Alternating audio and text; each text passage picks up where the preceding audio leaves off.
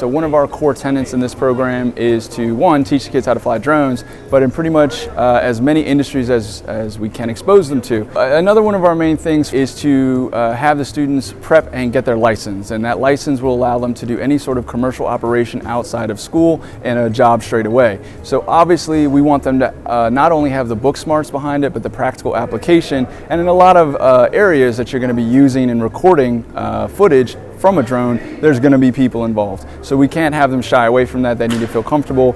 For drones, you can do anything from law enforcement, search and rescue. We've seen cases where fire departments are using it to combat wildfires on the West Coast. Also on the West Coast is a growing trend of being able to deliver medical supplies to hard to reach areas that might not be quickly accessed by first responders. So I wanted to be a commercial airline pilot, and this was very similar to what I wanted with like reading maps and things of that nature.